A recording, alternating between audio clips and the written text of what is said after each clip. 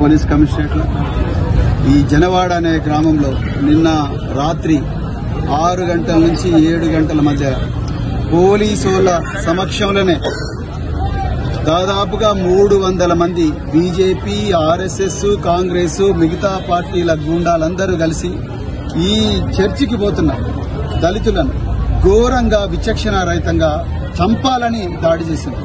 దాదాపుగా 18 మందికి గాయాలైనాయి.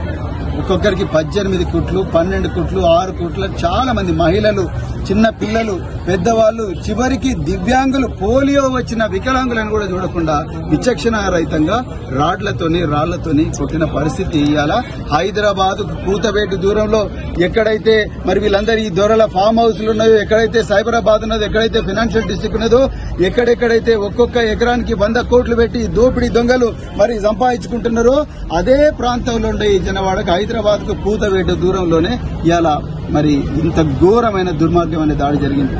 అదొక్కటే కాదు, మరి ఒకవైపు మరి ప్రధానమంత్రి మోడీ గారు అంటున్నారు రాముడు అందరి దేవుడు, రామరాజ్యం వస్తే అందరి జీవితాలు బాగుపడతాయి అంటున్నాడు. కానీ ఇక్కడ జరుగుతున్నది ఏంది? అయ్యా మోడీ, మీ రామరాజ్యం మీ శిష్యుడైన రేవంత్ రెడ్డి, కాంగ్రెస్ హస్తం గుర్తుతో ఎన్నికైన రేవంత్ రెడ్డి ఇవాళ ముఖ్యమంత్రి అయిండు. ఇవాళ ఆయన సాక్షిగా ఇవాళ ఇక్కడ దాడి జరుగుతూ ఉన్నది. దళితుల మీద, క్రైస్తవుల మీద, మైనార్టీల మీద, ప్రార్థనా మందిరాల మీద పట్ట పగలే దాడి జరుగుతున్నది. వీళ్ళు చేసిన పాపం ఏంది? వీళ్ళు కేవలం మా చర్చి ముంగటి నుంచి పాత తీరుగానే రోడ్డు వేయండి అంతే తప్ప కొత్తగా రోడ్డు వేయకండి అని.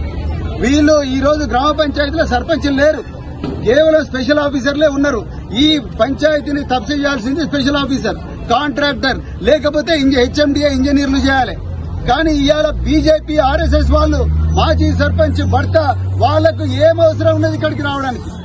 ఇవాళ వచ్చి మాదిగా లంజా కొడుకులని తిట్టాల్సిన అవసరం ఏమున్నది? ఇదేనా మీరు?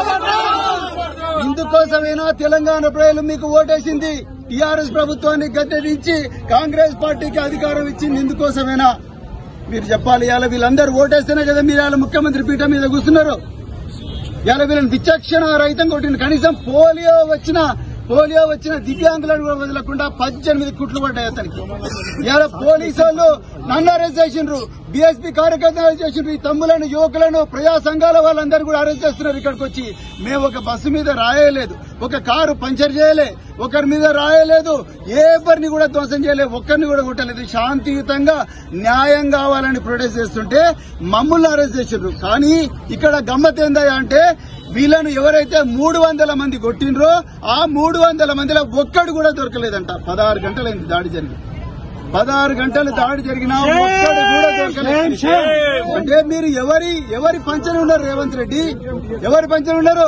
మీకు ఓటేసిన ఈ బహుజనులు, దళితులు, మైనారిటీలు, క్రైస్తవులు, లేకపోతే పేద బీసీలు వీళ్ళ వైపు ఉన్నారా? లేకపోతే మీరు దాడి చేస్తున్న బీజేపీ, ఆర్ఎస్ఎస్ గుండాల వైపు ఉన్నారా? మీరు ఇవాళ తెలంగాణ పిల్లలకు సమాధానం చెప్పాలి.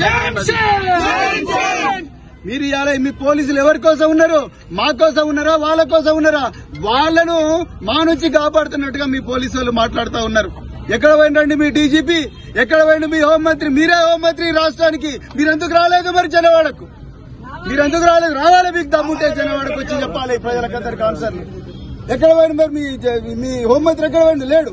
మీరే హోంమంత్రి, వచ్చి చెప్పండి. మీ డీజీపీ ఎందుకు వస్తలేడు ఇక్కడికి? మీ కమిషనర్ ఎందుకు వస్తలేడు? మీ అడిషనల్ డీజీలు ఎందుకు వస్తలేరు? ఎక్కడ పోయింది మీ ఇంటెలిజెన్స్ వ్యవస్థ? ఎక్కడ పోయింది మీ స్పెషల్ బ్రాంచ్? ఇంత గడబడి జరుగుతుంటే మహిళలను చూడకుండా కొడుతున్నారు. ఇవాళ వాళ్ళ ఊరికి కూడా వాళ్ళు పోలేని పరిస్థితి. అంటే మీరు ఇచ్చిన 6 గ్యారంటీలు అంటే మీ 6 గ్యారంటీలు గంగల పోను, మాకు మా ప్రాణాలకు గ్యారంటీ కావాలి ఇవాళ.